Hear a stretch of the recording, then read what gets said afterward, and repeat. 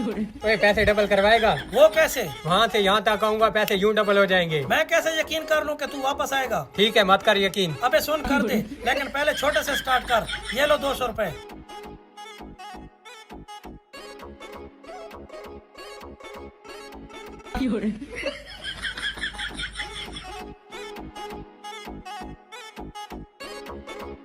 ये लो 400 रुपए।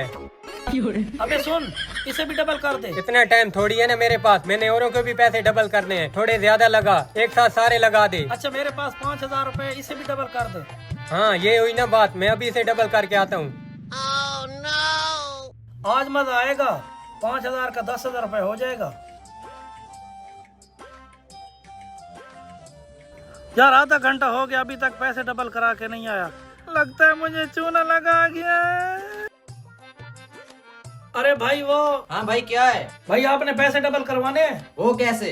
भाई मैं वहाँ से यहाँ तक आऊंगा, पैसे यूं डबल हो जाएंगे। ऐसा थोड़ी ना होता है। होता है भाई। भाग तो नहीं जाओगे? नहीं भाई, मैं नहीं भागूंगा। 200 रुपए देकर देखो। ये लो भाई 200 रुपए।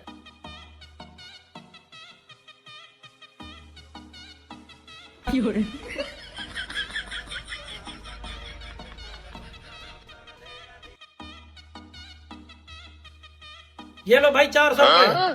भाई और पैसे डबल करवाने हैं। हाँ भाई, इनके 800 कर दो।